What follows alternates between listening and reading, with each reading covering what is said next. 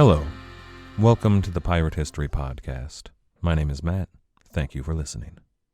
Were I to write a novel about this era in Caribbean piracy that we've been covering, that Buccaneer era, I would choose to tell that story through the eyes of one pirate. If I were to tell the story of exiled Europeans seeking refuge in the New World and taking to the high seas in search of revenge and fortune, this pirate would be the perfect candidate. However, it would have to be a novel. Historical fiction, I would need the freedom to take some artistic license with his story. There are narrative questions of his emotions and his story arc, but there are also historical questions to answer. Where was this pirate here, on this raid, on this day? How many pirates did he command? Did he take the outpost or the beach? That kind of thing. The problem is, though, with very few exceptions, we just don't know that kind of thing about, well, really nearly everyone in this story. See, when I began this show, I wanted to tell the stories of men and women on the ground, living the life. I wanted to tell the people's history of piracy. I wanted to tell the stories of slaves and Indians and women, of Jews and mulattoes. I wanted to tell the stories of all the dispossessed people that were active in this story. And they were all there. These pirate ships and ports and their pirate havens, they were filled with the most varied groups of people you can imagine.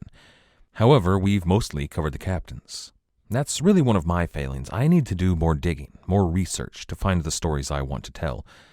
And it's also, in part, a failing of the source materials. Especially in this Buccaneer era, the sources aren't exactly exhaustive or inclusive. If I were to write that hypothetical novel about the Buccaneers, I would have to invent characters, or at least deeply fictionalize real people, to tell the stories of those who weren't white Protestant ship captains. But make no mistake, those people were there. Even when histories don't mention those people or they actively whitewash them, they were actually there.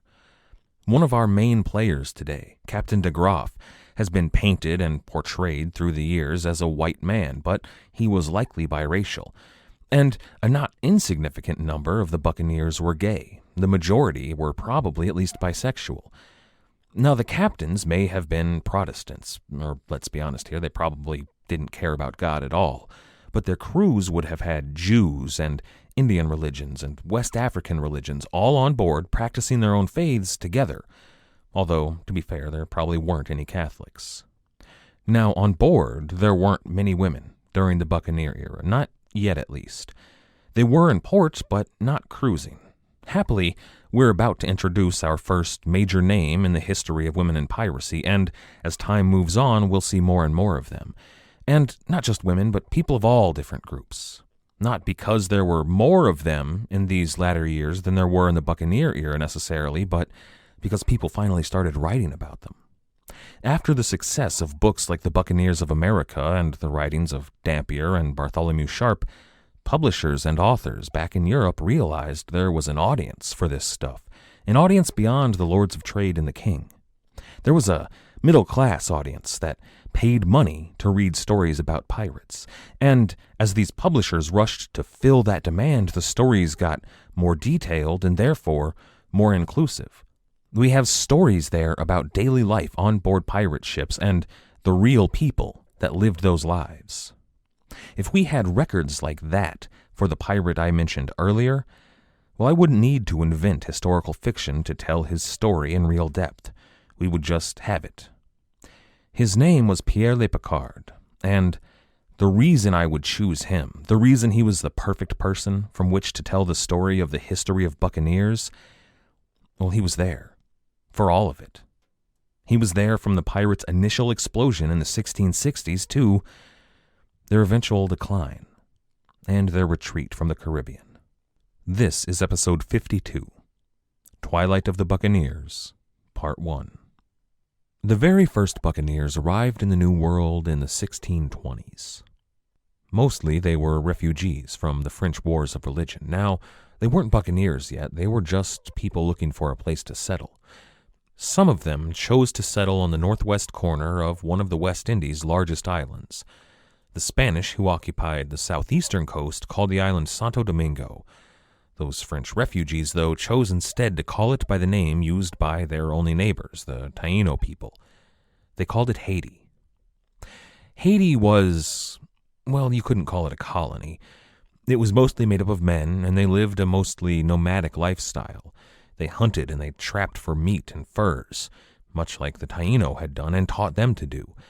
They were named for the racks on which they cured their meats, the Taino Bucan.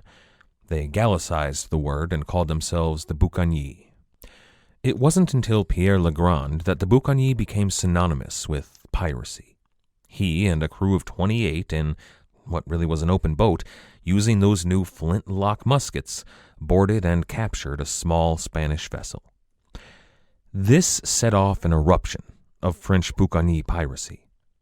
They were eventually chased off of Haiti by Spanish authorities and settled on the nearby island of Tortuga, where piracy really began to take root. Now, the island traded hands a few times. The Spanish came and reclaimed it, built a fort, the French took it back and forth. But by 1640, it was back in control of the French, and they now had that fortress to guard their island from incursion. France sent out a new governor who was open to granting letters of marque to some of those pirates in defense of the island. Those privateers called themselves the Brethren of the Coast. That confederation attracted young men and young women from around the world. Now, many of them were Protestants, a lot of French Calvinists and Dutch Lutherans and English Anglicans. Many of them were petty thieves in exile. Many were gay, and they were searching for a life free from rigid societal structure that they found back in Europe. Many of the women that came, though, were middle class. They were fleeing unwanted marriages or being forced to adhere to their family's plans back in Europe. See, here, they weren't the subject of a lord. In Tortuga, everyone had a voice, a say in their own destiny. And that's the key here. This place afforded otherwise dominated people a chance at freedom. But not just freedom from the shackles of old Europe, it was economic freedom. If you could make it to Tortuga, you had opportunities. You could join the Brethren and take to sea to attack Spanish ships, and if you were in the Brethren, you had a vote. In every decision that took place on board, you had a say that allowed you to make a real living and make a name for yourself, something that was closed off to most of these people back in Europe. These were lower-class capitalists, and this was a time before any of those words really meant anything to the people living those lives, but it attracted people from all different backgrounds. There were escaped slaves joining crews, and they got a vote. They could earn an equal share. Some of those Taino people who were displaced and brutalized by the Spanish, well, they jumped at the chance for revenge. Now, the women were mostly forbidden from serving on board Brethren ships. It was part of that old superstition that women on board were bad luck, and that prejudice would continue for some time until a very few talented pirates proved just how foolish those prohibitions were. But for now, those women had the same sort of economic freedom that the pirates did. Women ran most of the affairs back in Tortuga. Many of those middle-class women who fled to the New World served as fences and merchants for the pirated goods. It was the sort of job that many women in Europe with some education might have, but here they could actually keep their profits rather than giving them away to their fathers or husbands or whoever rightfully owned the business. Now, the brothels in these early days were owned by women. Oftentimes they were run in much the same situation as those pirate ships. They had a say in how the place was run and the rules of the house.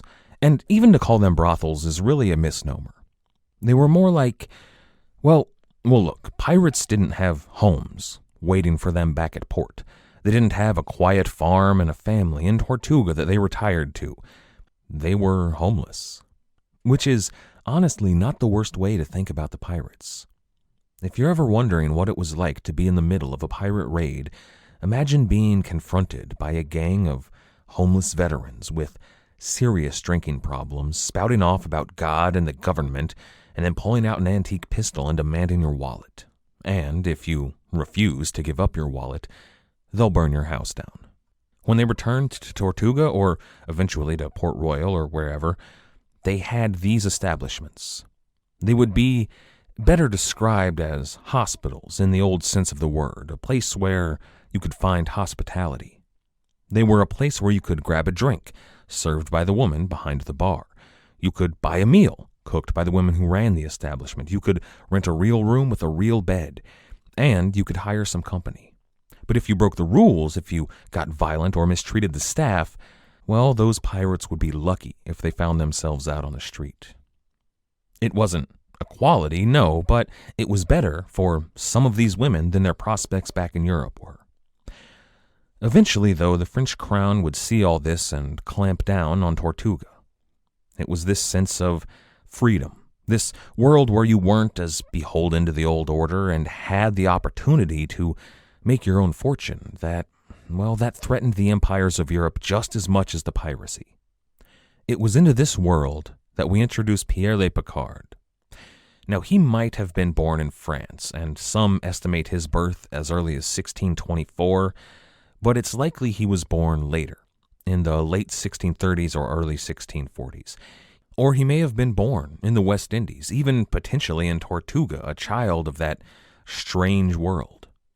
Now, some descriptions indicate that he may have been biracial as well, or maybe some of them thought of a Spanish-Moorish heritage. Regardless, he was probably sailing on pirate ships by about the 1650s. But our first record of him comes from the Buccaneers of America. He was sailing under Francois l'Olonnais on their voyage against Maracaibo in 1666. This was where l'Olonnais earned his reputation for torture and brutality, and we can assume that Pla Picard, as a member of his crew, took at least some hand in all that. The next year, on l'Olonnais' next and last voyage, the pirates assembled to discuss their next move. A pirate called Moses Van Klein by the English, who was also called Von Kiln and properly Vauclin, chose to leave the expedition. Exquemelin then writes from the 1969 translation, quote, Pierre Le Picard, on seeing the others leave, decided to do the same. He sailed along the mainland coast to Costa Rica, where he made a landing at the river Veragua. He marched his men to a small town of the same name and pillaged the place, despite the resistance put up by the Spaniards who had taken up arms.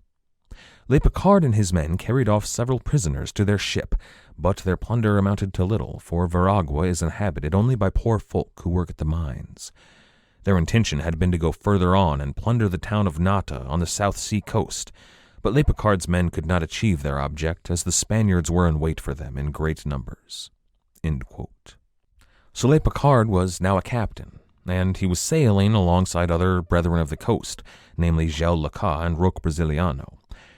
In 1669, he returned to Maracaibo under Morgan, and then they sailed on Panama together in 1671, with Pierre Le Picard as captain of the Saint Pierre. It was here, in the early 1670s, that France really began to flex her authority over Tortuga, and that was when the Buccaneers fled the island. Those middle-class fences, well, they were shut down in favor of proper, licensed, company-approved merchants. Those brothels were shut down and the women forced into the streets or forced to work for brothel owners who had less care for their well-being. Taino and African people were disenfranchised, and if they were unable to flee, well, they were forced back into slavery. This was a hard time for everyone in the sphere of influence of the Brethren of the Coast. The Brethren were essentially disbanded. It was becoming harder and harder to find work at sea, and many turned to logwood cutting until that war broke out in the 1670s. As did almost everyone else we've talked about lately, Le Picard served as a privateer flying French colors. But at war's end, he found himself out of work, and, as did so many others, he returned to piracy. He was older than most others at this point, though. He was probably somewhere in his late 40s, but he was potentially as old as 58. Many of the privateers he sailed alongside were in their 20s or 30s. You see, this is why he would serve as the perfect set of eyes through which to tell this tale of the Buccaneers. His death was reported in 1679, at the end of the war. He may well have actually died here, but in 1682, the acting governor of Jamaica, Henry Morgan, reported a Captain Picard harassing English shipping near Jamaica. And look, I don't want to make ham-fisted analogies here, so I'll just point out that, yes, Captain Picard was in command with an ethnically and sexually diverse crew. They explored and sought out new civilizations. They boldly went where no man had gone before. There wasn't an android on board, but you can be sure there were some guys with wooden legs and hook hands. There was probably a blind guy. There weren't Klingons, no, but there was probably a cool black guy with great hair. And I assume that whenever they set a new heading, Captain Picard said, "Make it so." But, in French. But here's the question, though. Was that Captain Picard the same Pla Picard that attacked Maracaibo and Panama? Morgan didn't come out and say, "Captain Picard, notorious pirate who massacred people at Maracaibo, twice, once under my command, and followed me on my quasi-legal mission to attack Panama and burn her to the ground, is now attacking and killing English citizens in my own territorial waters." So it could have been another Captain Picard. Or it could have been another Pierre Le Picard. His first name does get a bit dodgy in the records here, but whether this was the same man or someone new, he apparently sailed alongside Thomas Paine for a time after the war, and then he partnered up with Michel de Grammont. And that, right there, is as succinct a history of the Buccaneers as I can give up to this point. And Pierre Le Picard was there for nearly all of it. He served under various French captains until he had his sea legs. Then he sailed under Francois l'Olonnais and Henry Morgan as a captain.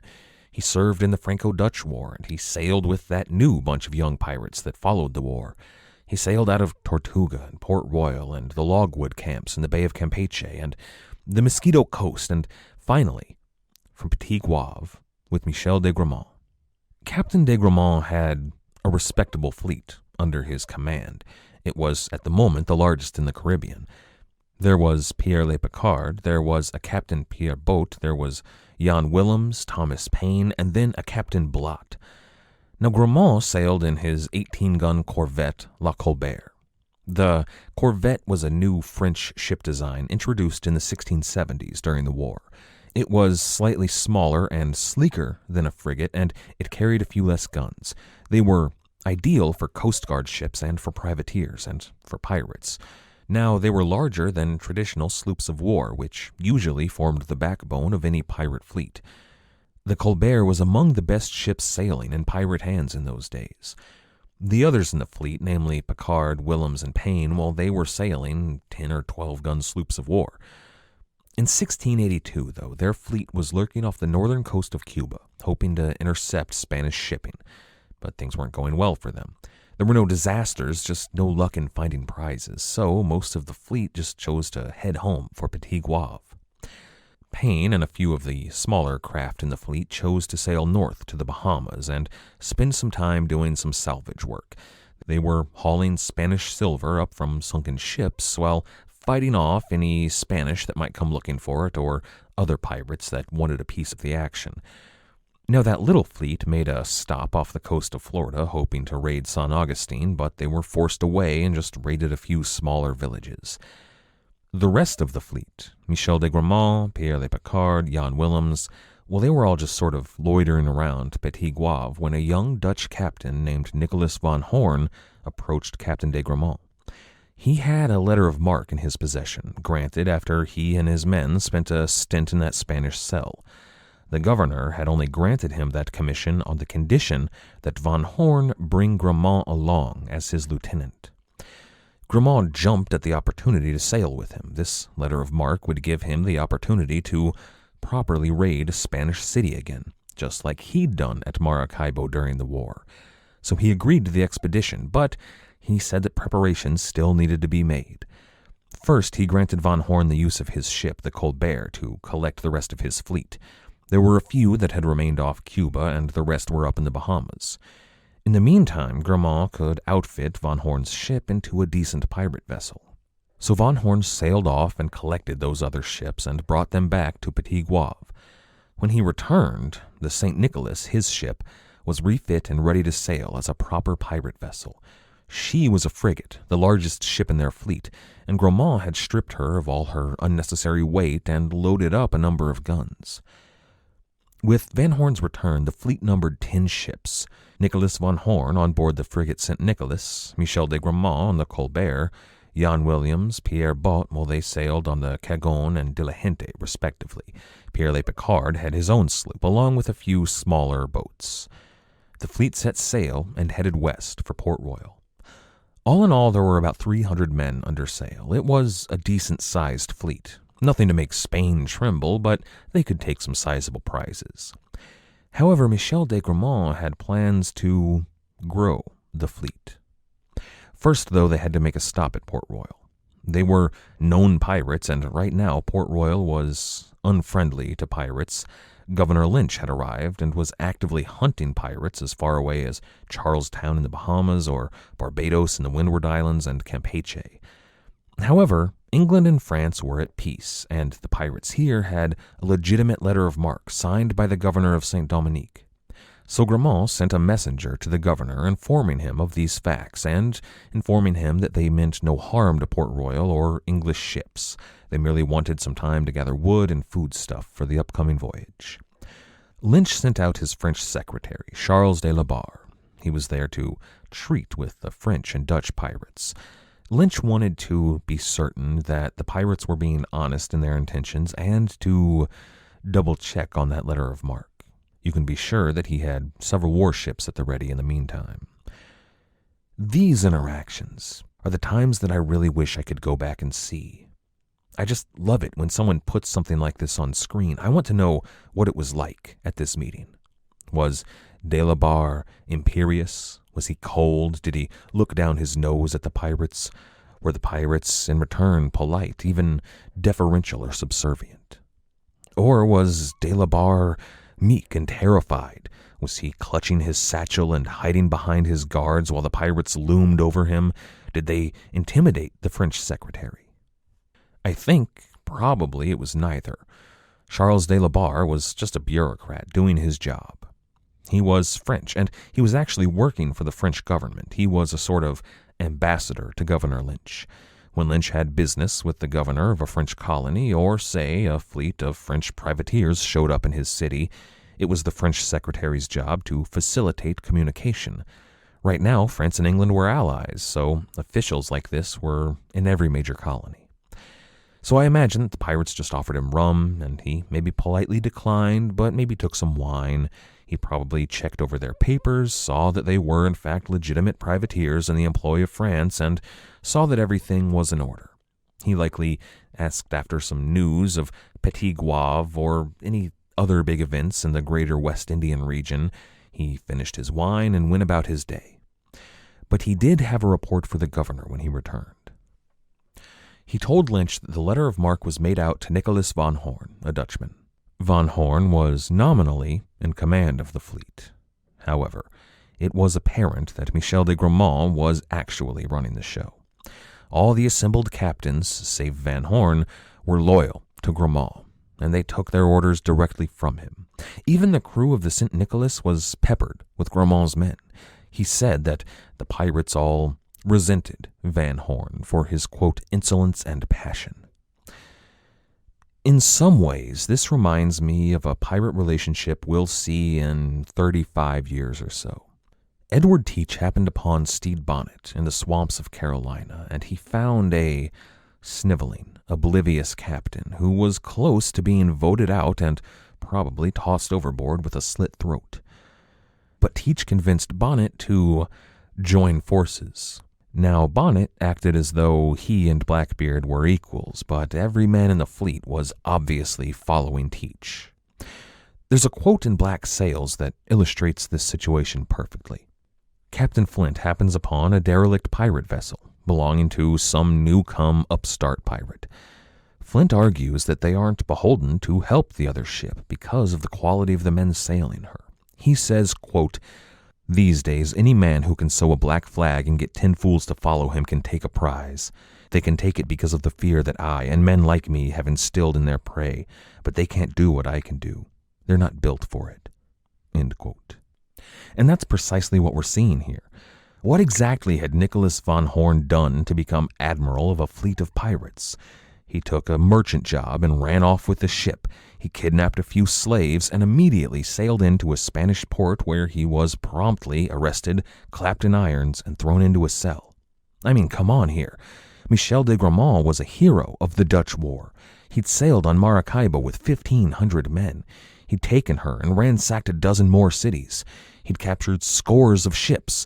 He'd had his throat cut by a Spanish saber and lived to fight on. He had the allegiance of the largest fleet of pirates currently sailing the West Indies, simply because he was willing to do what needed done.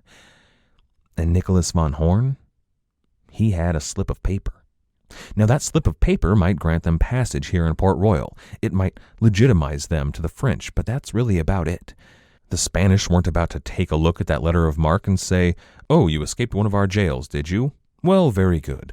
All seems to be in order here, so feel free to take all of our silver." Anything that they took would be won at the point of a sword, and to do that, the pirates needed someone they trusted in command. I have to think that von Horn knew this to be the case. The pirates wouldn't be shy about exactly who was in charge here, but von Horn continued to act as though he were actually the admiral. He gave orders. Now, if those orders didn't get in the way of the real plan, they were carried out. But if they did, Grammont just ignored them and went about carrying out the real plan. After leaving Port Royal, their plan headed out to the Bay of Honduras. It was a perfect place to recruit a few other pirates. When they arrived, they found there Captain Francois Lesage and the late Captain Jacob Evertson, very much alive. Both of the men had decent ships and were roving around the Yucatan region, but they were happy to sign up with this fleet and take some real prizes. It was here that John Coxon sailed in to try and recruit Jan Willems to go off hunting Jean Hamlin, but Jan Willems declined. Now, Coxon was working for the law here.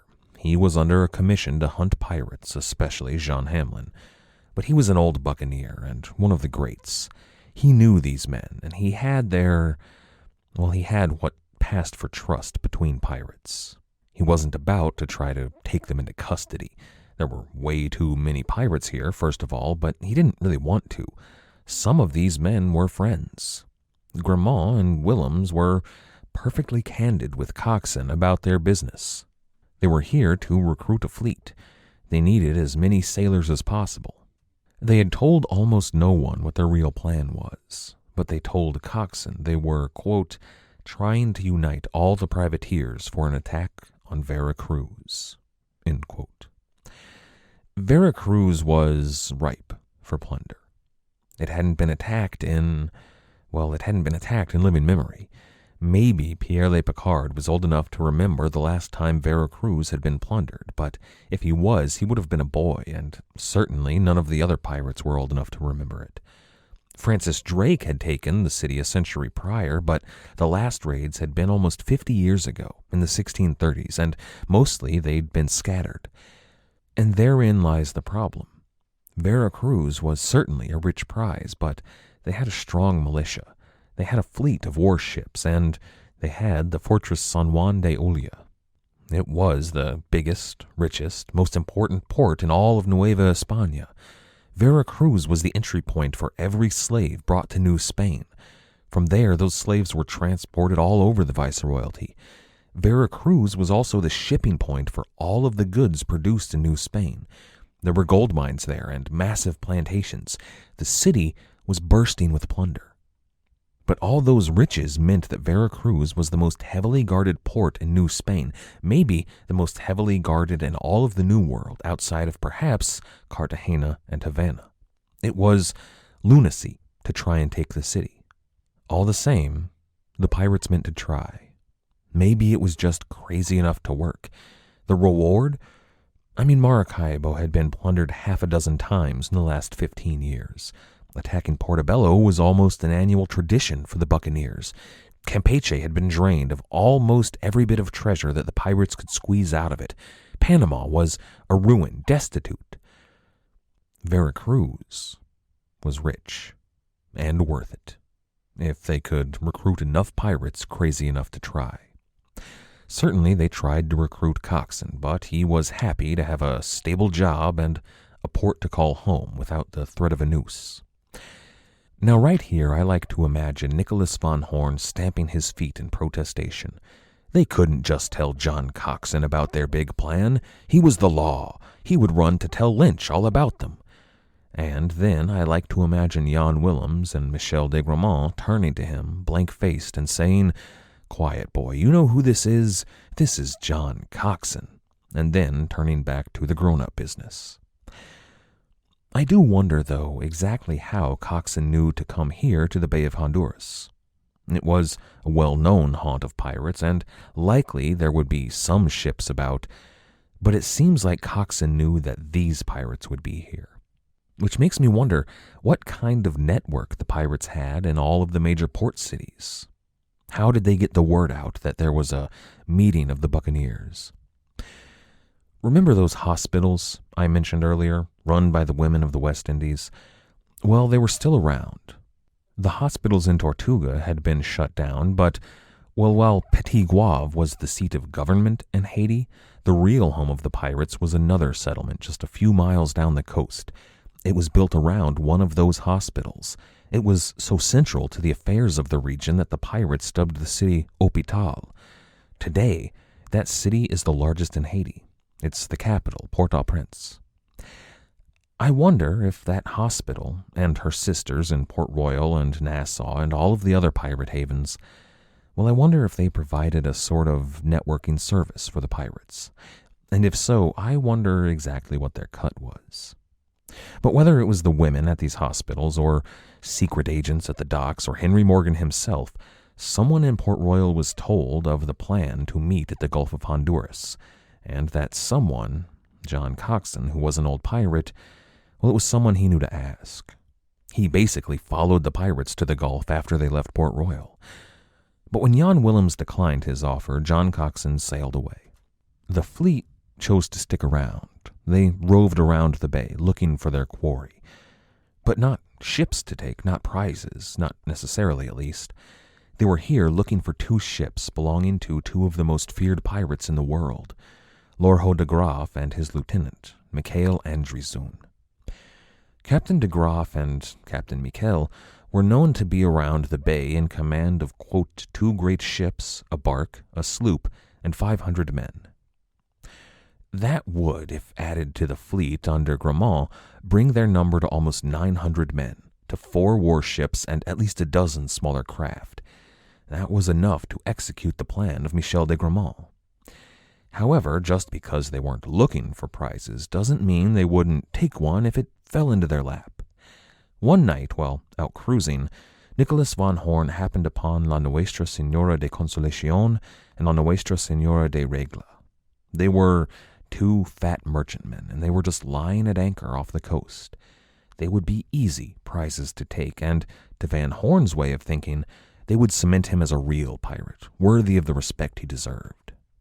So he put it to a vote, and the men on board his St. Nicholas were more than happy to take this easy haul. They put canoes into the water and crept up on them. Silently they boarded the vessels. With pistols aimed and sabers drawn, they took the deck. There was virtually no resistance. There was only a single watchman on either ship. The pirates then ventured below decks and found them equally empty. Just the cook and a carpenter and maybe a few hands. It was a skeleton crew. Then they found that the holds were just as empty. There was some foodstuff and water, a bit of lumber, but no cargo. No gold or silver, no jewels, no indigo or spices, not even any sugar or tobacco. It was a disappointment. But Von Horn ordered the Spanish put ashore and the ships taken. At least he could salvage something out of this. Then he put boats back in the water to head back to the St. Nicholas and continue on. Little did Nicholas von Horn realize, though, someone had seen him approach those 2 Spanish merchantmen, someone who would be angry about it, and someone who would be waiting for him when he returned. Von Horn made his way to the St. Nicholas and found her decks occupied, and his men there cowed by a group of the most fearsome sailors he'd ever seen. They were armed, they were angry, and they were all looking at him. Their captain approached. He was tall and good-looking. He was blond and well-dressed. He had impeccably trimmed facial hair. He had a rich, gentlemanly air about him. But right now, he looked furious. Von Horn didn't know him, but some of the men in his crew seemed to, and they looked terrified. The man introduced himself. His name was Captain Lorho Cornelis Baudouin de Graaf. And those 2 ships Von Horn had stumbled upon had been his for the taking. Their crews were away on the mainland.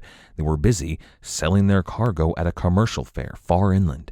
They would be returning in a few days with all of their profits in gold and silver and a rich cargo of indigo. De Graaf had been lying hidden just down shore, waiting for those ships to load up with their cargo and weigh anchor. This was when de Graaf was going to take them and carry away a king's ransom, and Nicholas von Horn had stumbled in and ruined everything. You see, that's the difference here. Skilled, experienced captains operated like that. They gathered intelligence, they formulated a plan, and then they executed it. That's how they earned money. That's how they gathered together fleets of hundreds and hundreds of pirates willing to follow them, even risk their lives for them. And upstarts like this von Horn think they can just waltz in and do the same job? They happen across a couple of ships and just think, hey guys, what do you say we go get them? Any pirate worth their salt would observe the ships. They would analyze the situation, and maybe they would actually send somebody over to scout them out. They wouldn't just march on over and alert everyone to their presence. But von Horn was clearly not worth his salt, and he'd cost de Graaf thousands of dollars. I imagine that von Horn tried to defend himself. I even imagine that he told de Graaf about his plan to attack Vera Cruz, but de Graaf wasn't having any of it. He let the crew of the St. Nicholas off without any violence, but he sailed away in a rage. Von Horn was forced to sail back to Michel de Grammont with his tail between his legs. He told Grammont the news that he'd run into de Graaf and he'd sailed off in anger. But Grammont rushed off to meet up with de Graaf. The whole fleet followed him, but it was Grammont who caught up with de Graaf. You see, that's why those corvettes were so impressive. De Graaf was sailing the frigate he'd stolen from the Armada de Barlovento, La Francesca. He'd renamed it Dauphin. His lieutenant, Mikhail Andrizun, was sailing the frigate Tigre. Both were impressive ships and carried a lot of guns, but the Colbert was much faster, and she carried enough guns for any decent pirate. But when Grammont caught up with de Graaf, he brought him up to date on the situation. This fool Van Horn had a letter of marque in his possession. He had a grievance and the right to attack the Spanish, but Governor Jacques Nepveux back in Petit Goave brought in Grammont to actually lead the expedition. It was his plan. It was his men and his fleet. Von Horn was just there for convenience and a piece of paper. They had 400 men between them, but they needed de Graaf and Andrizun to carry it through. So de Graaf stuck around. The rest of the fleet arrived the next day, and on April 7th, 1683, the largest gathering of pirates to meet in years disembarked and met in council on the beaches of Honduras. Their plan, they told everyone assembled, was to attack Vera Cruz. It was west of the Yucatan, west of Campeche, far into the Gulf, on the coast of Nueva España. The pirates, the average crewmen, all voted aye to attack Vera Cruz. However, rather than all join forces under their admiral, von Horn, Lorho de Graaf required that he keep command of his fleet. They would sail as partners to von Horn, but not as subordinates. Right here, I like to imagine Nicholas von Horn stamping his feet in protestation. Partners? He was in command here. He had the letter of marque. He had orders from Governor Jacques Nepveux, Sieur de Ponquet himself. Then I like to imagine Michel de Grammont and Jan Willems turning to him and saying, "Quiet, boy, you know who this is? This is Lorho de Graaf," and then turning back to the grown-up business. And that clause, that de Graaf be a partner, not a subordinate, was a point of contention. Likely the entire meeting would have fallen apart right here if it was left to the captains. You see, de Graaf was still furious with von Horn, and von Horn felt he'd been unfairly maligned for taking a prize. Grammont was there to try and mediate, but there was real animosity there. However, it was the crews that decided the day, the average sailors. This was a pirate gathering, and every man had a vote, and all of them wanted a piece of Vera Cruz. The eyes had it, so the meeting was concluded, and they set their plan in motion. Lorho de Graaf and Mikhail Andrizun gave command of their frigates over to two other captains, probably Jan Willems and Pla Picard. These were the two best ships in the fleet. But instead, Michael Andrieszoon and Lorho de Graaf took those two captured Spanish merchantmen, Nuestra Senora de Consolacion and Nuestra Senora de Regla. They weren't bigger ships, they weren't faster ships, they certainly didn't have more guns, but they were Spanish. They had Spanish hulls, they had Spanish sails, they flew Spanish colors. They looked exactly like what they were, Spanish merchantmen. So with the fleet assembled, they set sail. Just over a month after their meeting on that Honduran beach on the afternoon of May 17th, 1683, those two fat, slow, lazy ships ambled toward Vera Cruz. They anchored just offshore, and this wasn't out of the ordinary. Vera Cruz's harbor was treacherous. There were sandbars and shifting shoals under the water. Then there was Fort San Juan de Ulia. It sat on an island at the mouth of the harbor, which further obstructed an easy entrance to the harbor. As Vera Cruz saw it, all that was to the good. It would make it difficult for enemy ships and pirates to approach. However, in the failing light of the late afternoon, those shoals could sink unwary ships. So a lot of legitimate captains chose to wait out the night offshore.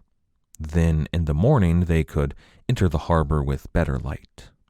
This is exactly what the guards at the fortress and those atop the high stone walls of Vera Cruz proper thought those two merchantmen were doing. There was no cause for alarm, nothing out of the ordinary.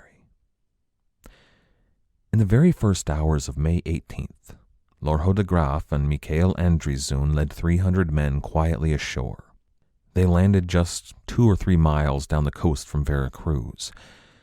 It would be tricky to get into the city unnoticed, but that was exactly what they intended to do. It was essential to their plan. Vera Cruz was a city of 6,000 inhabitants. Maybe a quarter of those were men of an age to bear arms. There was a standing army garrison of 300 Spanish regulars, with 300 more regulars manning San Juan de Ulia. Then Vera Cruz had at least 400 militiamen in the city as well. That's 1,000 trained and well-armed soldiers. And then there were about another 1,000 men who weren't soldiers at all, but they had guns and families to think of. But de Graaf was a tactician. In much the same way that he'd scouted those 2 Spanish ships, he'd scanned the walls of Vera Cruz with his looking glass. They were tall, and they were strong. A frontal assault would have been doomed to fail. But there was a place where the wall was relatively lightly manned, and the sand had piled up in dunes more than halfway up the walls. So the pirates all wore dark colors. They carried no flames, and they had no ammunition boxes to rattle around and make noise. Every man had a pistol, but it was only to be used in the most dire of circumstances. They were not to fire even in defense of their lives unless the entire party was ambushed and forced into a retreat. It would be swords and sharp knives that decided the night. De Graaf led his 300 men up to that point on the wall without detection. They climbed the dunes and used grappling hooks and ropes to climb the rest of the way. Soon all 300 of them had climbed atop the walls of Vera Cruz. No one cried out. No one raised an alarm. So the party of pirates split into groups. They swept around the walls silently. Unsuspecting guards who were looking outside of Vera Cruz had their throats slit and they were dragged away. Then pirates were left in their places to avoid arousing suspicion. Should anybody look in their direction, they didn't want them to see a guard missing. And then guardhouses were swept over by deadly shadows. Barracks full of sleeping men were infiltrated and neutralized. All of this silently. You see, these were the best pirates in the world. The rest of the fleet under the other captains, well, they were pretty good. They got the job done. Think of them as sending in the Marines. But Lorho de Graaf was the greatest pirate captain sailing on any ocean anywhere in the world. That attracted the best of the best. And if you weren't one of the best, well, you didn't have a place on his crew. Those pirates who were currently sweeping the walls of Vera Cruz, they were experts in their field. Think of them as Navy SEALs, only murderous, rapacious thieves. They plied their trade that night for maybe 3 hours, undetected. As dawn was approaching, any hope of an honest defense of Veracruz was left dead, bleeding out, and no one in town had any idea what was coming. De Graaf had done his job. He'd proven his reputation. However, the other 600 pirates in their fleet hadn't been idle. They'd had to land a bit farther out than de Graaf, but as dawn approached, so did they. When the rest of the pirates were approaching the city, de Graaf opened the gates, and at dawn on May 18th, 600 pirates swarmed into Veracruz and opened fire on an unsuspecting city. Their need for stealth was gone. The pirates came in screaming and firing their guns. They threw grenades and fire pots. They cut down anyone in their path. The militia roused themselves, but de Graaf was ready for them. He'd already taken the armory, and he'd swarmed the barracks. The militia was forced into pockets of fighting, and that inevitably led to their death. The fort, San Juan de Ulloa, attempted to mount a counterattack. They were only a third of the pirates' numbers, but an organized attack of 300 men might rally the city together. However, they were out there on an island. They would need to send the men over on boats. And when they tried to do just that, La Dauphine and La Tigre sailed up and blew those boats out of the water. Those 1,000 regular men with guns and families I mentioned, well, some of them did try to hole up and create pockets of resistance, but what could maybe 24 untrained merchants armed with hunting muskets do against hundreds of trained killers? The citizens of Veracruz were overwhelmed. It took less than an hour, and the fighting was done. Every Spanish soldier was either dead or captured. The pirates, well, they lost only a handful. The citizens were all herded into the cathedral and put under guard. Then the pirates turned to questioning. They wanted information. They wanted to know about treasure. The city hadn't had warning that the pirates were coming, so they didn't have time to hide it. The pirates wanted to know where the treasure was and how to get it. If you didn't give them what they wanted, you were tortured. And this wasn't the slow, methodical torture of inquisitions and interrogations. They weren't slowly putting bamboo under people's fingernails. No, it was tell me what I need to know or I start cutting off limbs. It was quick, it was sloppy, but it was effective. The pirates invaded storehouses on the tips of lightly tortured citizens. They invaded churches and defiled them, as they were wont to do. They ransacked the houses of the wealthy. But there wasn't what you might have come to expect from these sort of raids so far. There was no debauchery. There was no drinking all the town's wine until sloppy drunk. There was no going after the women. There was no eating the larders dry. See, they had work to be about. If one of the men started drinking or eyeing the women, he was quickly upbraided by one of his fellows. If you want a drink, well, you can afford all the drinks you want when we get back to Hospital. You want a woman? Well, they've got those there too. Get back to work. It wasn't honor that stayed their hand in Veracruz, it was time. See, the pirates here were on a very tight schedule. They only had about 4 days to search and plunder the largest city on the coast of New Spain. Now, they could do it with 1,000 men, but there was no time for pleasure. In 4 days' time, they were sailing away from Veracruz. They had sacks of plunder that amounted to a decent haul, but they also had 200 of the city's finest, and their wealthiest, as captives. They really were the city's best. The governor was there, the bishop was there, the council was there, all of the wealthiest merchants and noble wives and daughters, and all sorts of dignitaries. The pirates made for an island just off the coast with ancient Mesoamerican structures on it. The pirates didn't know it, but Hernan Cortez, the conquistador, explored the island in 1518. One of the men under Cortez later would write, quote, "We found 2 stone buildings of good workmanship, each with a flight of steps leading up to a kind of altar, and on those altars were evil-looking idols, which were their gods. Here we found 5 Indians who had been sacrificed to them on that very night. Their chests had been struck open, and their arms and thighs cut off, and the walls of these buildings were covered in blood.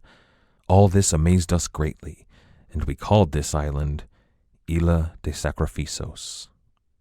End quote. The pirates didn't know what it was called, but considering the events to follow, it was a fitting name.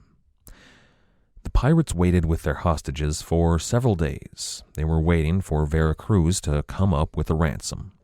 Later, some of those hostages would write that Lorho de Graaf was a gentleman, as far as a pirate holding captives could be considered one.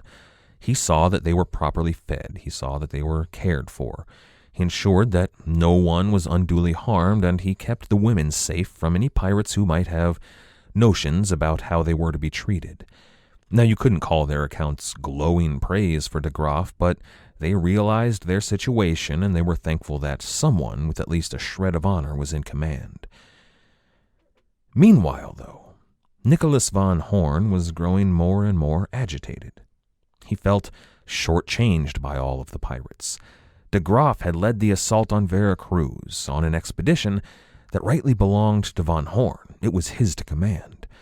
The other pirates sat in council without him. They ignored his commands, and they made decisions all on their own. They all deferred to de Graaf, though. They took his suggestions like orders. They heaped praise on both he and his men. Even the prisoners seemed to like him.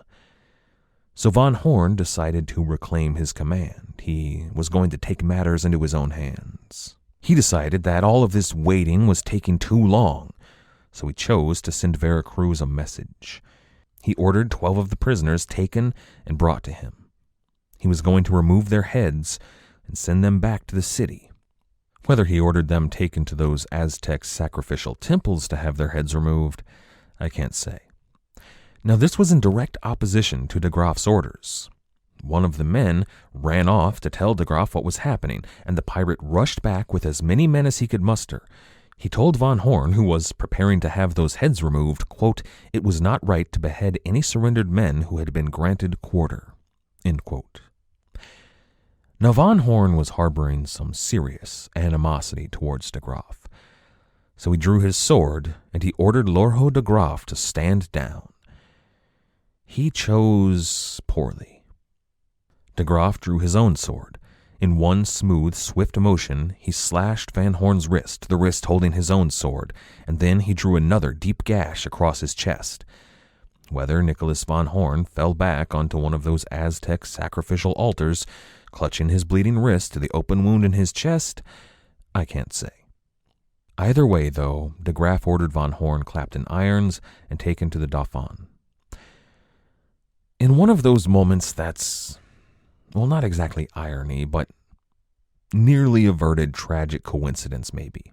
The payment arrived from Veracruz shortly thereafter, so soon after this event that even if von Horn had cut those heads off and sent them to Veracruz, well, he was too late. The payment was already on its way.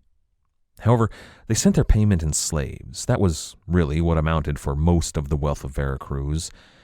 There were 1,500 men and women, and children, presumably, who were marched aboard the pirate ships to be sold again in friendly ports.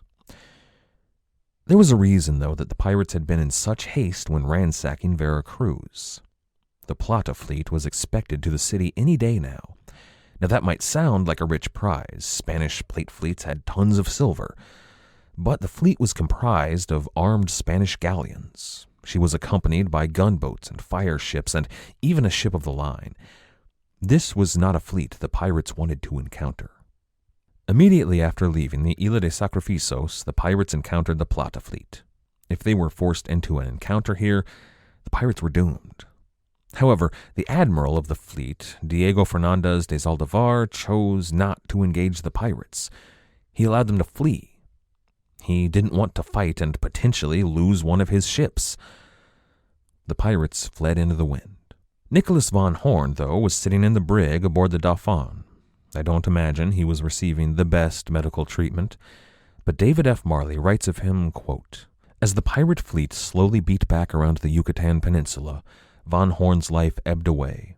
He died off Isla Muerjes on June 24, 1683, his body being rowed ashore and buried in an unmarked grave near Mexico's Cape Lo Great, where it, presumably, lies to this day." End quote. I wonder if anyone missed Nicholas von Horn. He had a son who would pass away shortly after his father, but I don't know that he had any friends and allies among the pirates. Before Veracruz, he'd been useful, but it seems that his use had been used up. Once the pirates were on the eastern shore of the Yucatan, the fleet divvied up the earnings and went their separate ways. They had gold and silver, but they also had 1,500 human beings to sell, illegally, so they'd have to do so tactfully. In the end, looking back, Veracruz would prove to be the last truly great pirate raid of the buccaneering era. There would be others, but none were 1,000 brethren of the coast marched on a great city. There were none like Loloné at Maracaibo or Morgan at Panama, or like de Graaf and Gramont at Veracruz. However, the story of de Graaf and Gramont isn't finished. When we return to them, we'll follow the fallout of their raid on Veracruz. Much like Morgan's raid on Panama, a raid of that size would have consequences. We'll follow them then to Campeche and Santiago de Cuba and Cartagena. And then we'll introduce one last member into this cadre of buccaneers, the last to be inducted into the Brethren of the Coast, Anne du Lavaux.